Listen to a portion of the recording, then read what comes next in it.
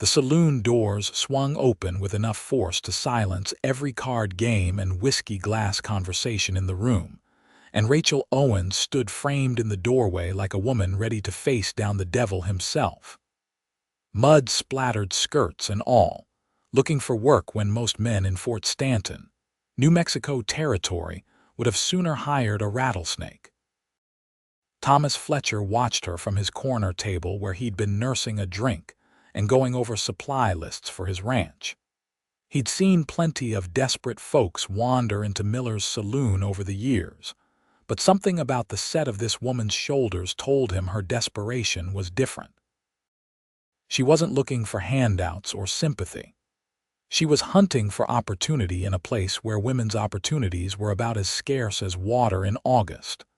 The conversations slowly resumed their buzz, though plenty of eyes stayed fixed on the stranger. Rachel walked straight to the bar, ignoring the stares like they were nothing more than flies to be brushed away.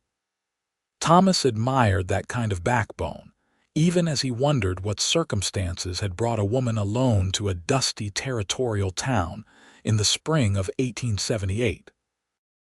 "I'm looking for work," Rachel announced to Harry Miller, the saloon owner and bartender.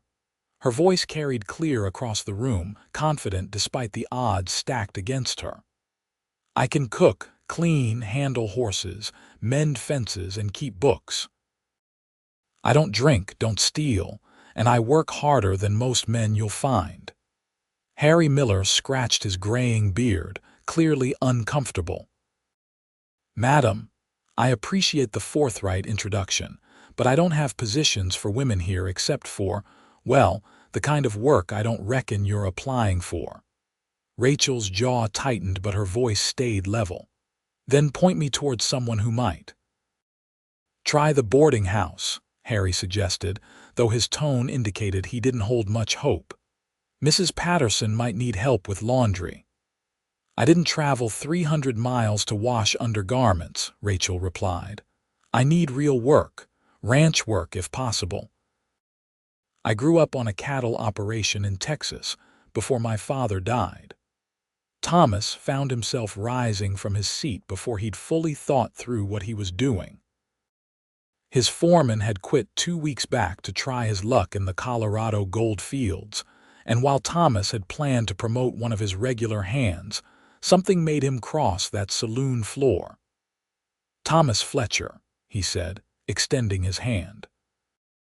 "I run the Double F Ranch about 8 miles northeast of town. What's your experience with cattle?" Rachel turned to face him fully, and Thomas got his first clear look at her. She was probably in her mid-20s, with brown hair pulled back in a practical bun and green eyes that assessed him just as carefully as he was assessing her. She wasn't delicate or fancy, but there was something striking about the honest strength in her features.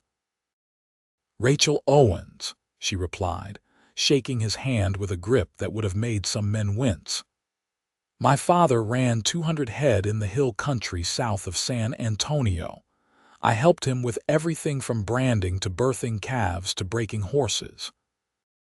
When he passed last year, my brother inherited the land and decided I wasn't needed anymore. Said a woman had no business doing ranch work and that I should find a husband to take care of me." "Your brother sounds like a fool," Thomas said bluntly. A ghost of a smile crossed Rachel's face. "That's one word for him. So do you actually have work, Mr. Fletcher, or are you just being polite?" "I don't do polite," Thomas replied. "I need someone who can manage men, organize roundups, keep the ranch running when I'm dealing with business in town or buying stock. My last foreman left me in a bind. The job's yours if you want it and if you can prove you're as capable as you claim." Rachel's eyes narrowed slightly. "What are the terms?" $30 a month, room in the foreman's cabin, meals included. "You'll oversee 5 regular hands and however many extra we bring on for drives and roundups. The men won't like taking orders from a woman at first, but if you're good at the work, they'll come around or they'll find employment elsewhere." $35, Rachel countered. If I'm going to face twice the resistance for being female, I should make more, not less. Thomas considered this. He'd paid his last foreman 30, but that man hadn't had to prove himself against prejudice every single day. 35, he agreed. But you start tomorrow at dawn and the first week is a trial. If it doesn't work out, you get that week's wages and no hard feelings. Fair enough. Rachel shook his hand again to seal the deal. Where's this cabin? Follow me out to the ranch tonight and I'll show you. You have belongings. Everything I own is in a bag at the livery stable with my horse. They collected her things and made the ride out to the Double F as the sun started its descent toward the western horizon. Thomas pointed out landmarks and boundaries as they rode, and Rachel asked intelligent questions about water sources, grazing rotation, and the size of his herd. By the time they reached the ranch house, a sprawling adobe structure his father had built 20 years earlier, Thomas was fairly certain he'd made the right choice. The foreman's cabin was small but solid, with a wooden frame, a stone fireplace, and a roof that didn't leak. Rachel walked through it with a critical eye, testing the door hinges and checking for gaps that might let in scorpions or snakes. "It'll do," she said simply. "Main house is where you'll take meals," Thomas explained. "My cook, Maria, runs the kitchen. She's been with my family since I was a boy, and she doesn't tolerate nonsense, but she's fair. You'll meet the hands at breakfast. We start at 5:30. Rachel nodded. "I'll be there." Thomas left her to settle in, walking back toward his house with a strange feeling he couldn't quite name. Hiring a female foreman would raise eyebrows all over the county, but he'd learned long ago that capability mattered more than convention. His father had taught him to judge people by their work, not their circumstances of birth. The next morning proved Thomas's instincts right and wrong in equal measure. Rachel showed up to breakfast exactly on time, dressed in practical riding clothes that had seen better days but were clean and well-maintained. Maria took one look at her, grunted something in Spanish, and loaded her plate with eggs and beans without comment. The 5 ranch hands were less accommodating. They ranged from Pete, who at 52 was the oldest and most experienced, to Jimmy, barely 19 and still learning the difference between a good horse and a bad one. When Thomas introduced Rachel as the new foreman, the silence around the table was heavy enough to crush stone. "You're joking," said Marcus, a solid hand in his 30s who'd worked the Double F for 3 years. "Do I look like I'm joking?" Thomas replied evenly. "Rachel has more experience with cattle than most of you combined. She gives you an order, you follow it same as you would have with Patterson. Anyone have a problem with that, you can collect your wages and move along." No one quit, but the resentment hung in the air like smoke. Rachel didn't seem bothered. She ate her breakfast, then stood and addressed the men directly. "I know I'm not what you expected," she said. "I know some of you think a woman can't do this job. You're entitled to that opinion, but you're not entitled to ignore my orders or undermine my authority. Work with me and we'll get along fine. Work against me and Mr. Fletcher will hear about it. Now, what needs doing today?" Pete cleared his throat. "North fence needs mending. Some of the posts rotted through over the winter." "Show me," Rachel said. "The rest of you, what else?" They outlined the day's tasks, and Rachel organized them efficiently, sending Marcus and Jimmy to check on the cattle in the eastern pasture, putting 2 other hands on maintenance work around the barn, and following Pete out to assess the fence situation herself. Thomas watched her ride out and felt that strange sensation again. He'd been running the Double F alone for 5 years since his father's death, focused entirely on building the herd and making the ranch profitable. He hadn't given much thought to companionship or partnership beyond the working kind. But something about Rachel's self-possession and determination struck a chord in him that had been silent a long time. Over the next several weeks, Rachel proved herself repeatedly. She could work longer hours than men half again her size, had an instinct for cattle that couldn't be taught, and managed the hands with a combination of fairness and firmness that gradually won their respect. Even Pete, initially the most skeptical, began deferring to her judgment on difficult questions. Thomas found himself inventing reasons to work alongside her, riding out to check fence lines he'd already inspected or helping with tasks he normally delegated entirely. Rachel noticed, but she didn't comment on it directly. Instead, they fell into an easy partnership, working side by side and talking about everything from the best grazing patterns to the political situation in Washington to their respective childhoods. He learned that her mother had died giving birth to her younger brother, and that Rachel had essentially run her father's household from the age of 12, while also working the ranch. She'd had suitors over the years, but none who interested her, mostly because they'd expected her to give up everything she knew and loved to become a decorative wife.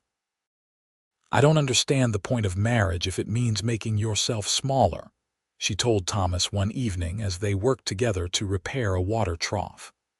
"Why would I want to spend my life pretending I don't know things I know, don't want things I want, just to make some man feel bigger?" "You shouldn't," Thomas agreed. "Marriage ought to be a partnership, not a prison sentence." "Your parents have a good marriage?" Rachel asked. "They did. My mother died about 10 years ago, fever. But yes, they were partners in every sense. My father always said she was the smarter half of their team, and he meant it as pure fact, not flattery." The conversation stayed with Thomas long after they'd finished the repairs and gone their separate ways. He'd begun to notice little things about Rachel that had nothing to do with her capabilities as a foreman. The way she smiled when one of the horses nuzzled her shoulder. The particular shade of green her eyes turned in the late afternoon light. The sound of her laugh, rare but genuine, when something actually amused her. He was falling in love with her, he realized one night in early summer. The recognition hit him like a physical blow as he sat on his porch watching the sun set. Rachel was everything he'd never known he wanted. Strong and capable, honest and direct, with a core of determination that matched his own. But he had no idea if she felt anything similar, and the thought of risking their working relationship, of making her uncomfortable or driving her away, kept him silent. The situation came to a head on a scorching July day when they were moving part of the herd to better grazing land. One of the steers spooked and bolted, startling the others into a small stampede. Rachel rode straight into the chaos without hesitation, turning the lead animals and bringing the whole group back under control before anyone got hurt, or they lost half the herd to scattered panic. When it was over and the cattle were settled, Thomas found his hands shaking with retroactive fear. Rachel could have been killed, crushed under hooves or thrown from her horse or any of a dozen disasters. "That was reckless," he told her, his voice rougher than he intended. Rachel raised an eyebrow. "That was necessary. Would you have done differently? That's not the point." "Then what is the point, Thomas?" She'd started using his first name weeks ago, and he'd never asked her to stop, loving the sound of it from her lips. "The point is I don't want you taking those kinds of risks. It's ranch work. There's always risk." "Damn it, Rachel." Thomas ran a hand through his hair, frustrated and frightened and unable to articulate either feeling properly. "Just be more careful." She studied him for a long moment, and something shifted in her expression. "Why does it matter so much?" "Because I love you," he thought. "Because the idea of a world without you in it is suddenly unbearable." But he wasn't brave enough to say it, not when she was looking at him with those sharp, assessing eyes. "You're a good foreman," he said instead. Hard to replace. Rachel's face closed off slightly and she nodded. I'll keep that in mind.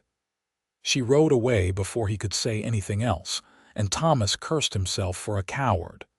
That evening, Rachel didn't come to the main house for dinner. Maria noticed and gave Thomas a look that suggested she knew exactly why, though she said nothing. Thomas picked at his food and finally gave up, walking out to the foreman's cabin as the last light faded from the sky. He knocked on the door and Rachel opened it, surprise evident on her face. "We need to talk," Thomas said. "About what? Can I come in?" Rachel hesitated, then stepped aside. The cabin was neat and spare, with few personal touches beyond a photograph of an older man Thomas assumed was her father and a well-worn Bible on the small table. "I wasn't honest earlier," Thomas began, then stopped, trying to organize thoughts that felt too large and unwieldy for words. "When I said you were a good foreman and hard to replace, that's true, but it's not why I was angry about the risk you took." Rachel crossed her arms, waiting. "I was angry because I was terrified," Thomas continued. "Because watching you ride into that stampede, all I could think was that you might die and I'd never have told you how I feel." "How do you feel?" Rachel's voice was quiet, carefully neutral. "I love you." The words came out simpler than he'd expected, but they felt right. "I've been falling in love with you since the day you walked into that saloon like you owned the world. You're the strongest, most capable person I've ever met, and you're also kind and funny and beautiful. And I know this might ruin everything between us, but I couldn't keep it to myself any longer." Rachel didn't speak immediately. She turned away, looking out the cabin's single window at the darkening landscape, and Thomas felt his heart sink. "I appreciate your honesty," she finally said, "but there's something you need to know before this conversation goes any further." "All right." Thomas braced himself, not sure what to expect. Rachel took a deep breath. "When I was 16, I got sick. It was bad, lasted for weeks. The doctor said it was scarlet fever, though he wasn't certain. I survived, obviously, but there were complications. Internal scarring. The doctor told my father that I would never be able to bear children." She turned back to face him, and Thomas saw pain in her eyes that had nothing to do with physical suffering. "My brother used it as another reason I was useless," Rachel continued. "Said no man would want a wife who couldn't give him heirs. And he was right, in a way. The two men who showed serious interest in courting me both lost that interest quickly once they learned the truth. So before you make any declarations, Thomas, you should know what you'd be getting. A woman who can run your ranch, but can't continue your family line." Thomas felt a surge of anger at her brother, at those men who'd valued her only for her ability to produce children, at every circumstance that had made Rachel believe she was somehow less because of something completely beyond her control. He crossed the space between them in 3 strides and took her hands in his. "Then I'll love you even more," he said firmly. "Because you're telling me this now means you understand exactly what kind of man I am, or what kind you hope I am. Rachel, I don't love you because of what you might give me in the future. I love you because of who you are right now. If we can't have children of our own, then we'll make a life that's meaningful in other ways. There are plenty of children in this world who need homes and parents. Or maybe our legacy is this ranch and the work we do here. Or maybe it's something we haven't even imagined yet. But whatever it is, I want to build it with you." Rachel's eyes had grown bright with unshed tears. "You mean that? Every word?" "I'm not asking you to marry me right this second, but I'm asking you to believe that what I feel for you has nothing to do with children or heirs or anything except you." The woman who faced down a saloon full of skeptical men. The woman who can gentle a horse with whispers and organize a roundup better than anyone I've ever seen. The woman who makes me want to be better than I am. A tear escaped and traced down Rachel's cheek. "I think I've been falling in love with you too. I kept telling myself it was foolish, that you'd eventually want someone who could give you a family." "You are my family," Thomas said. "If you'll have me."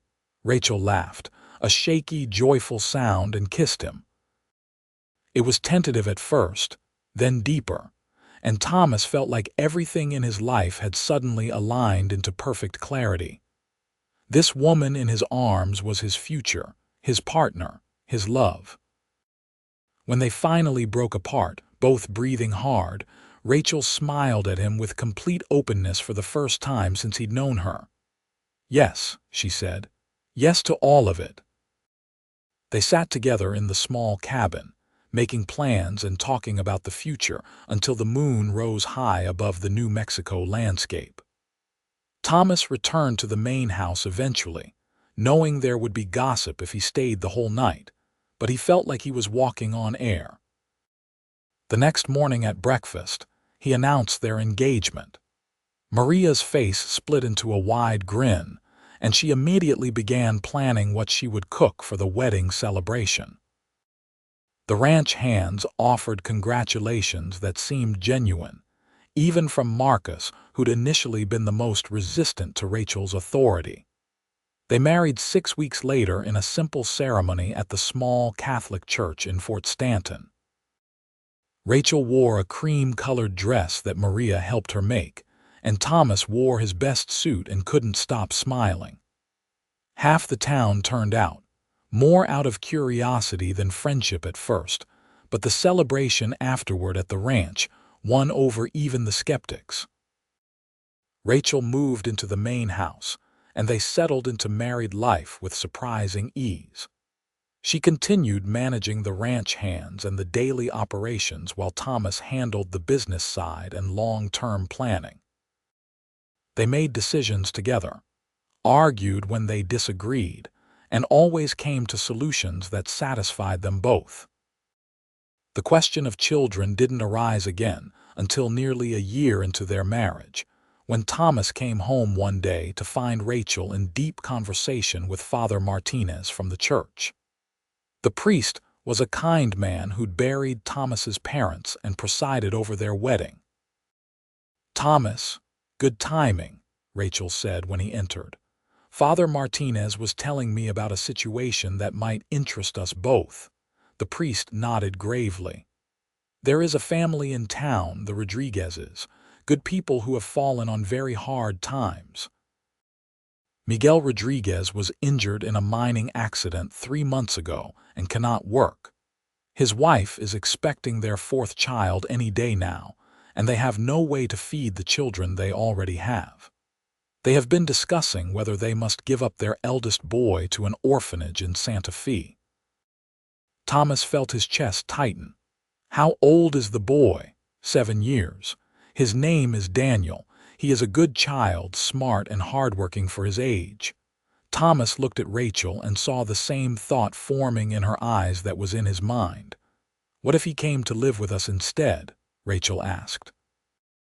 "We could use help around the ranch, even from someone young, and we could make sure he's educated, fed, and cared for."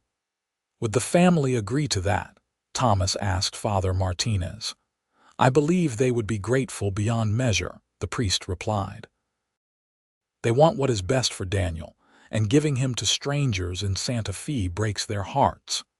But if he could stay nearby, visit his family, help them when he is able, while also having opportunities he would never have otherwise, I think they would see it as an answer to their prayers." The arrangement was made within the week. Daniel Rodriguez came to the Double F with everything he owned in a small cloth bundle, looking terrified and trying hard not to show it. He was small for 7, with dark hair and darker eyes, and a serious expression that reminded Thomas of Rachel. Rachel knelt down to his level when he arrived. "Daniel, this is going to be your home now.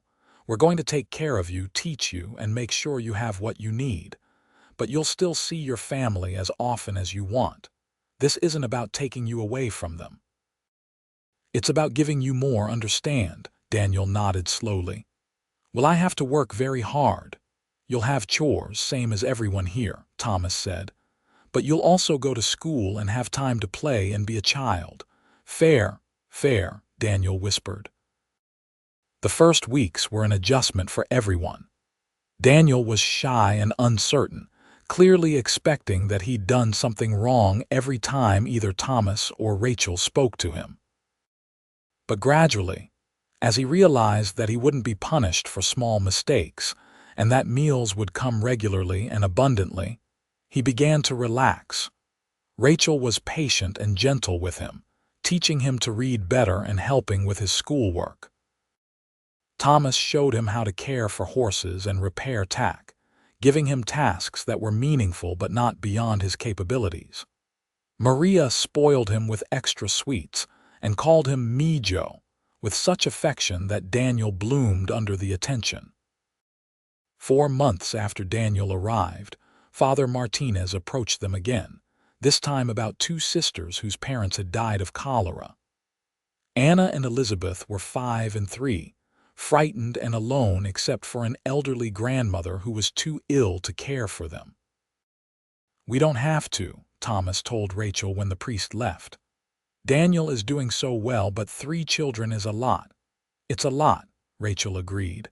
"But we have the space, the resources, and the love, don't we?" They did. Anna and Elizabeth joined their growing household, and suddenly the ranch felt completely different. There was laughter in the halls, small muddy footprints by the door, and an energy that Thomas hadn't realized was missing. Rachel flourished as a mother. She was firm but kind, setting clear boundaries while also encouraging the children to be themselves. She taught Anna to ride and let Elizabeth help in the garden Maria kept behind the house. She made sure they visited their grandmother regularly until the old woman passed peacefully in her sleep. And then she held the girls while they cried and helped them understand that grief was normal and healthy. Thomas discovered a capacity for patience he'd never known he possessed. He told stories at bedtime, settled disputes between the children with Solomon-like wisdom, and found genuine joy in watching them grow and learn. 2 years later, they adopted officially through the territorial courts, and the children became Fletchers in law as well as love. By then, the ranch had become known as a place that welcomed strays. When a 10-year-old boy named Samuel showed up half-starved, having run away from an abusive uncle, they took him in too. When twin girls of 6 needed placement after their mother abandoned them, Thomas and Rachel didn't hesitate. The foreman's cabin became a bunkhouse for the older boys. They added rooms onto the main house for the girls. Maria hired an assistant to help with the increased cooking and cleaning, and the ranch hands became unofficial uncles to the growing brood of children. Rachel managed it all with the same competence she brought to managing the ranch. She organized schedules, ensured everyone had what they needed, and still somehow found time to work cattle and break horses. Thomas watched her with wonder, loving her more each day for the depth of her strength and the breadth of her compassion. "You ever regret it?" he asked her one night as they sat on their porch, watching the stars. The children were all finally asleep, the house quiet for the first time since morning. "Regret what?" "That we can't have children of our own. Biological children, I mean." Rachel took his hand, lacing their fingers together. "No, not once. These children are ours in every way that matters. And honestly, Thomas, I think this is better. We're giving homes to children who desperately need them. We're changing lives. That feels more meaningful than biology ever could. You're an extraordinary woman, Rachel Fletcher." "I'm a woman who found an extraordinary man who saw me for who I was and loved me anyway." "Not anyway," Thomas corrected. "Because of who you are.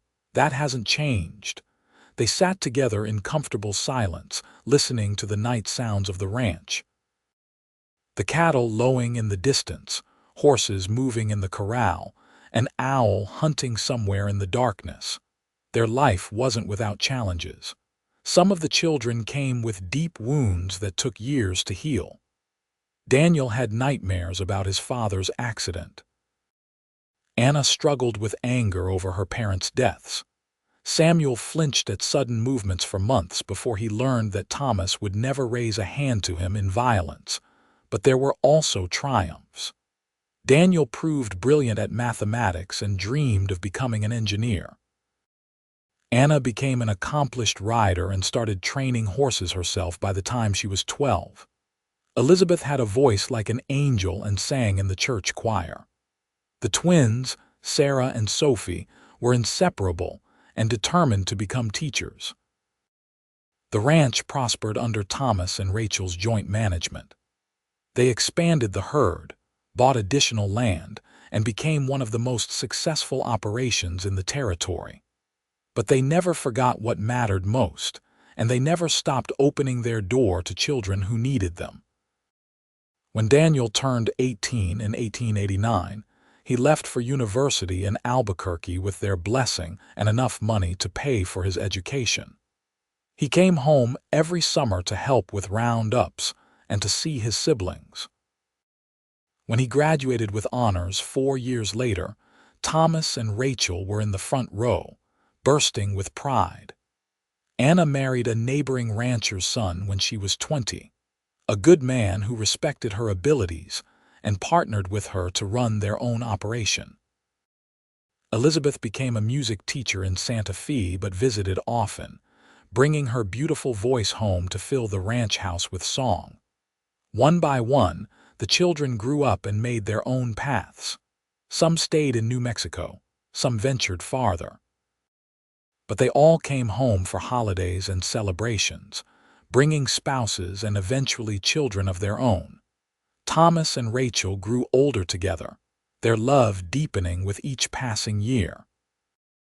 Their hair turned gray, their bodies moved a little slower, but their partnership remained as strong as ever. They still worked the ranch together, though they gradually turned over more responsibilities to trusted hands. On their 25th wedding anniversary in 1903, they hosted a celebration that brought together all 6 of their children, 11 grandchildren, and half the county. The ranch was chaos and joy, filled with multiple generations laughing and eating and celebrating. During a quiet moment, Thomas found Rachel standing by the corral, watching the controlled mayhem with a smile. "What are you thinking about?" he asked, wrapping an arm around her waist. "I'm thinking about that day I walked into the saloon in Fort Stanton," she said. "I was so afraid, Thomas. Afraid I'd never find work, never find a place I belonged. And then you offered me a job and I was afraid of that too, afraid I'd fail or that the men wouldn't respect me, or that I'd prove everyone right who said women couldn't do ranch work. You proved them all wrong." "We did," Rachel corrected. "Together. And then you told me you loved me and I was terrified all over again, terrified that my inability to have children would be the thing that broke us. Instead it made us," Thomas said, "because it brought us these children, this family, everything we've built." "Do you ever wonder what our biological children would have been like?" Rachel asked. Thomas considered the question seriously. "Sometimes in an abstract way, but I've never once wished for different children than the ones we have." Daniel's curiosity, Anna's determination, Elizabeth's kindness, Samuel's quiet strength, Sarah's wit, Sophie's optimism, they're all perfect exactly as they are. Our family is perfect exactly as it is. Rachel leaned into him, resting her head on his shoulder. "When you said you'd love me even more if I couldn't have children, I thought you were just trying to make me feel better. I didn't understand how you could mean it. And now I understand that you saw something I couldn't see yet. You saw that our love was bigger than biology. That our capacity to be parents had nothing to do with my body's limitations and everything to do with our hearts." Daniel approached them, now a successful engineer with a wife and 2 children of his own. "Father Martinez is looking for you too. He wants to make a toast." They followed Daniel back to the celebration, where the elderly priest raised a glass and spoke about the blessings of family, the power of love, and the miracle of the Fletcher Ranch that had become a haven for so many.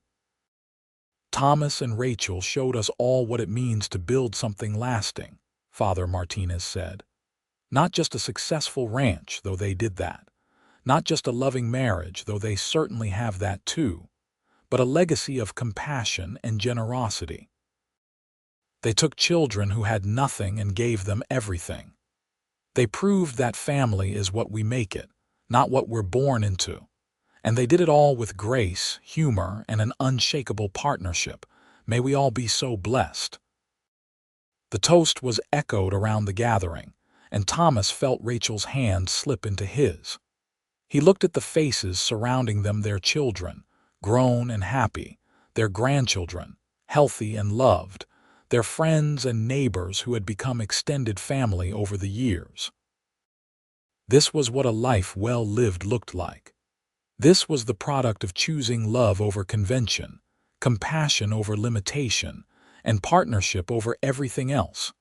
That night, after the guests had departed and the house had finally quieted, Thomas and Rachel sat once more on their porch.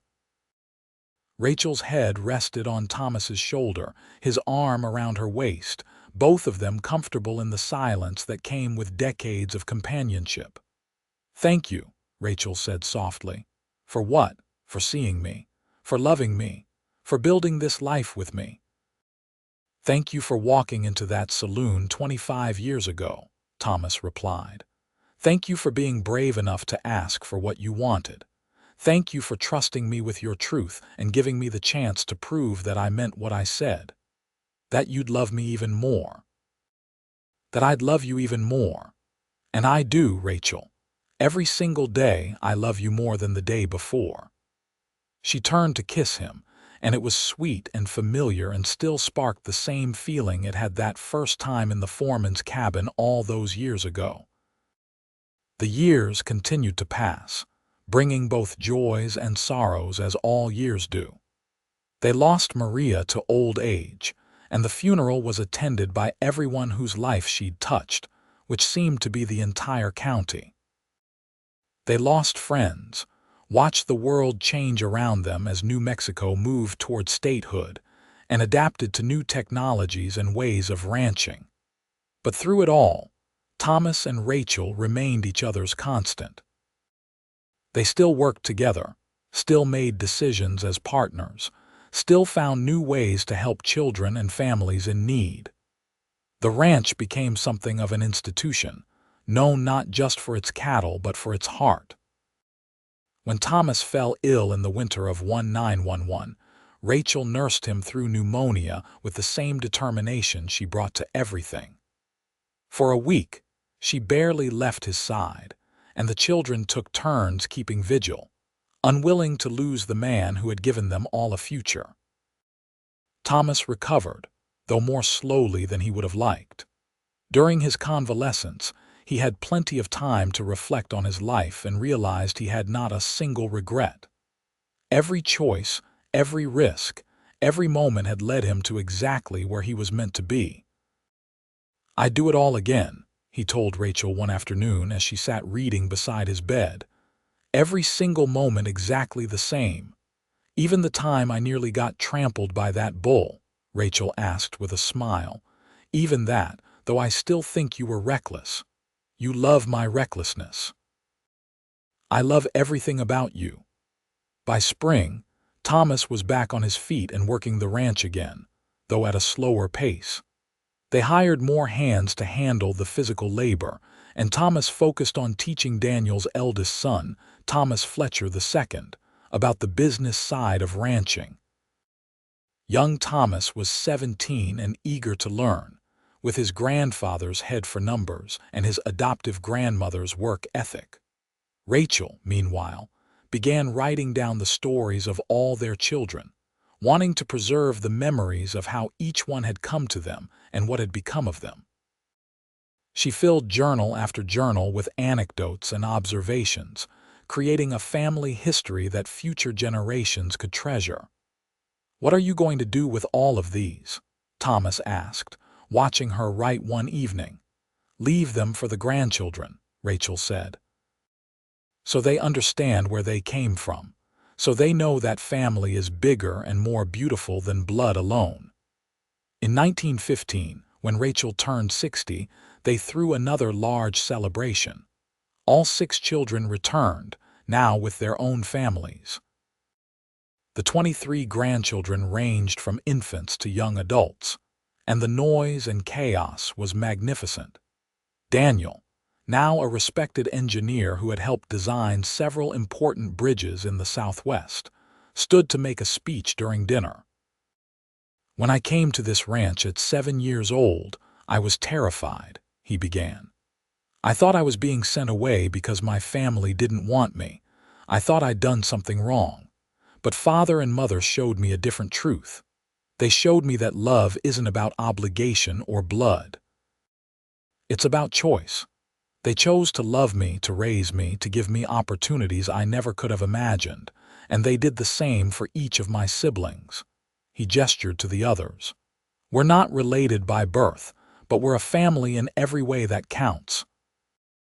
And it's because 2 people decided that their love was big enough to encompass children who needed them. Because they proved that the best families are the ones we build with intention and care." Anna added her own thoughts.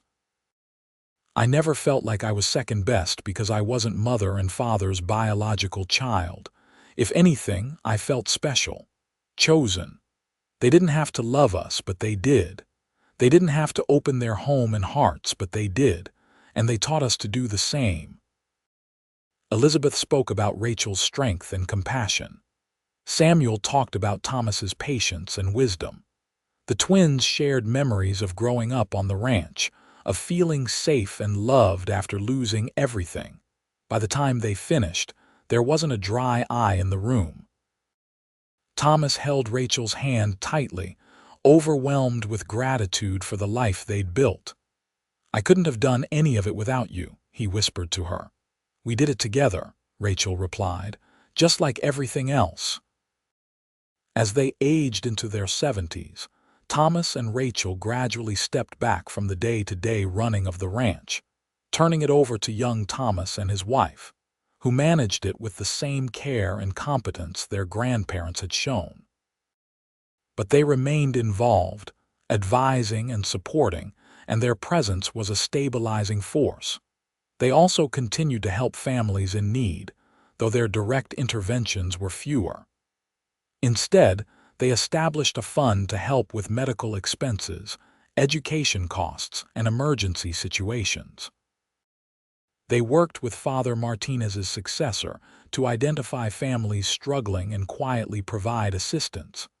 The Double F Ranch became legendary in New Mexico, not just for its success, but for the lives it had touched. People spoke of Thomas and Rachel Fletcher with reverence, as examples of what people could accomplish when they led with love. In 1923, on a warm September evening, Thomas and Rachel sat together on their porch as they had countless times before. They were both in their late 70s now, their bodies worn but their spirits strong. The sun was setting over the landscape they'd worked together for 45 years, painting the sky in shades of orange and gold. "You remember what you said to me when I told you I couldn't have children?" Rachel asked softly. "Every word," Thomas replied. "I said I'd love you even more. Did you mean it? Truly, with all my heart. And I'd say it again right now. Rachel, you've given me a life beyond anything I could have imagined. 6 children who grew into remarkable adults. Grandchildren who carry on our values. A partnership that sustained me through everything. You are the greatest blessing of my existence." Rachel smiled, that same smile that had captured his heart decades ago. "You saved me, you know, that day in the saloon. I was so close to giving up, to believing that my brother was right and I had no place in the world." "You saved yourself," Thomas countered. "You walked in with courage and determination. I just recognized what I was seeing. We saved each other then. Yes, Thomas agreed. We did. They sat in comfortable silence as the stars began to emerge one by one in the darkening sky. Somewhere in the house behind them, they could hear young Thomas and his wife putting their children to bed. The sounds of family, of continuity, of love passing from one generation to the next. "No regrets?" Thomas asked, echoing a question from years before. "Not a single one," Rachel replied. Only that we don't have another 45 years ahead of us." "We have whatever time we're given," Rachel said, "and we'll make the most of it just like we always have." Thomas kissed her forehead, breathing in the familiar scent of her, memorizing this moment like he'd memorized so many others. "I love you, Rachel Fletcher. I love you, Thomas Fletcher. Today, tomorrow, and forever." The years were kind to them, allowing both to remain relatively healthy and active into their 80s. They celebrated their 50th wedding anniversary in 1928 with another enormous gathering, this time including 31 grandchildren and 7 great-grandchildren. The ranch that had started with 2 people and a shared vision now supported multiple generations. During the celebration, the youngest great-grandchild, a girl of 3 named Rachel after her great-grandmother, climbed into the original Rachel's lap. "Tell me a story, Grandma Great," the little girl demanded. Rachel laughed and obliged, spinning a tale about a young woman who came to New Mexico looking for work and found love instead. She simplified it for the child's understanding, but the essential truth remained. That love was stronger than any limitation, that family was what you made it, and that courage and compassion could change the world. Little Rachel listened with wide eyes, then declared, "I want to be brave like you." "You already are, sweetheart," Rachel told her. "Just being yourself is brave."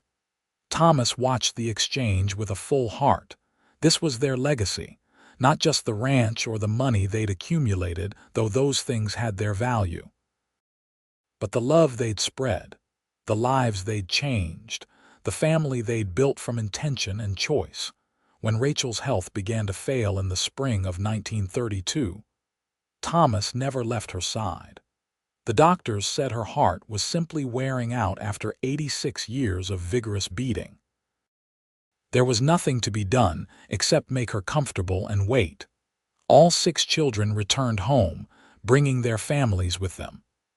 The ranch filled with people who loved Rachel, who owed her their lives or their happiness or their very existence. They took turns sitting with her, sharing memories and expressing gratitude. Rachel remained herself until the end, alert and engaged even as her body weakened. She made sure to speak with each of her children individually, leaving them with words of love and wisdom. She held her grandchildren and great-grandchildren, blessing each one, but most of her time was spent with Thomas, holding his hand and reflecting on their life together. "I wasn't supposed to be able to have this," she said one afternoon, her voice weak but clear. "A husband who loved me. Children, a family. Everyone said it was impossible." "Everyone was wrong," Thomas replied, his own voice rough with unshed tears. "You proved them wrong. You saw me differently than anyone else ever had." "I saw you clearly, that's all," Rachel smiled. "You loved me even more." "That's what you said. And you did, Thomas. You loved me so well. It was easy. You're extraordinary. We were extraordinary together." On a warm May morning, surrounded by her family, Rachel Fletcher passed peacefully in her sleep. Thomas was holding her hand, had been holding it all night, and he felt the moment she left. It was like a light going out in his soul. The funeral was the largest Fort Stanton had ever seen. People came from across New Mexico and beyond to pay their respects. Daniel spoke about her strength, Anna about her compassion, Elizabeth about her wisdom, Samuel about her courage, the twins about her humor and love. Thomas couldn't speak. He sat in the front row of the church, surrounded by the children Rachel had loved into wholeness, and felt like half of himself had been buried with her. The months that followed were the hardest of Thomas's life. He'd lost his parents, lost friends, faced droughts and financial hardships and all manner of challenges. But losing Rachel was different. She'd been his partner for 54 years, his love, his best friend, his reason for getting up each morning. Young Thomas and his wife moved into the main house to care for him, but Thomas found little comfort in anything. He went through the motions of living without really feeling alive. It was Daniel who finally broke through his grief, arriving unannounced one afternoon 6 months after Rachel's death. "Father, walk with me," Daniel said, and Thomas didn't have the energy to refuse. They walked the ranch together, Daniel pointing out improvements and changes, talking about the cattle and the weather and business matters. Thomas listened with half an ear, not particularly interested but willing to indulge his son. Finally, Daniel stopped at the spot where the foreman's cabin had once stood. It had been torn down years ago and replaced with a proper bunkhouse, but the location still held significance. "You know what Mother told me once?" Daniel asked. "She said that the day she met you was the day her life truly began, that everything before that was just preparation, just waiting." Thomas felt tears prick his eyes. "She told me something similar. She also said that the greatest gift you ever gave her was seeing her clearly. Not as damaged or limited, but as herself, fully and completely. That's how I always saw her. I know. And that's how she saw you too, as the man who would love her not despite her perceived limitations, but because of everything she was." Daniel turned to face his father directly. "She wouldn't want you to stop living just because she's gone. She'd want you to remember that the love you shared isn't diminished by death. It lives on in all of us, in everything you built together." Thomas looked at his son, this man he'd raised from a frightened 7-year-old into a successful, thoughtful adult, and felt something loosen in his chest. "She'd want me to keep going," he said slowly. "She'd want you to live fully, just like you taught all of us to do," Daniel confirmed. "To honor her memory by continuing the work you started together. It wasn't an instant transformation, but it was a beginning." Thomas started engaging more with the ranch, with his children and grandchildren, with life itself.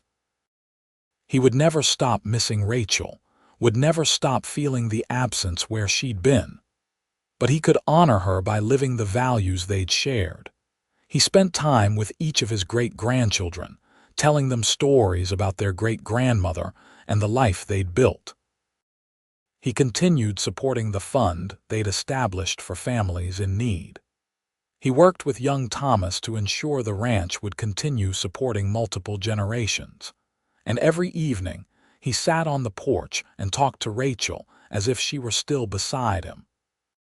He told her about his day, about the children and grandchildren, about the sunset and the stars and all the small beauties of the world they'd loved together. Thomas Fletcher lived another 4 years, remaining active and engaged until the very end. He passed away peacefully in his sleep in February 1936, at the age of 90. His last words, spoken to the grandson keeping vigil beside him, were about Rachel. "Tell her I'm coming," Thomas whispered. "Tell her I loved her even more." They buried him beside Rachel on a hillside overlooking the ranch they'd built together. The funeral was another enormous affair, attended by the 6 children, 40-plus grandchildren, and more great-grandchildren than anyone had accurately counted. The Double F Ranch continued under the management of young Thomas and eventually his children. The tradition of helping families in need continued. The legacy of Thomas and Rachel Fletcher lived on in every person they'd touched, every life they'd changed, every child they'd loved into wholeness. Their story became part of New Mexico history, told and retold across generations. The rancher who'd hired a woman as foreman when it was unheard of. The woman who'd proved that capability mattered more than convention. The couple who'd built a family through love rather than biology, and showed that the strongest bonds are the ones we choose. In the ranch house that had been expanded and updated but never fundamentally changed, Rachel's journals were preserved and passed down through the generations. Future Fletchers read about the day their great-great-grandmother walked into a saloon looking for work and found love. About the moment, Thomas told her he'd love her even more, not less, for her inability to bear biological children. The words became a family motto, a reminder that love isn't about what we can produce or provide. It's about who we are and who we choose to be with. It's about seeing each other clearly and loving what we see. It's about building something larger than ourselves, something that outlasts our individual lives. On the 100th anniversary of Thomas and Rachel's wedding, their descendants gathered at the ranch for a celebration. More than 200 people attended, all connected by the love of two people who'd refused to let limitation define their lives. The current owner of the ranch, Thomas and Rachel's great-great-grandson, stood to make a speech. He told the story of how it all began, of the woman seeking work and the rancher who saw her potential, of the truth she shared and the promise he made. "Then I'll love you even more," he repeated, his voice carrying across the gathered crowd. Those words changed everything. They built this family, this ranch, this legacy. They proved that the best things in life come not from what we're given but from what we choose to do with it. He raised his glass.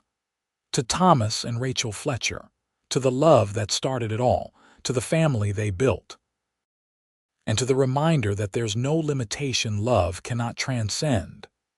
The toast echoed across the generations, a promise renewed, a love remembered, a legacy continued. The sun set over the New Mexico landscape, painting the sky in shades of orange and gold, just as it had on countless evenings when Thomas and Rachel sat together and talked about their life. The ranch settled into peaceful darkness, filled with the sounds of family and laughter and love. And somewhere in the great mystery beyond this life, two souls sat together on a porch beneath eternal stars, holding hands and watching the legacy they'd created continue to grow and flourish.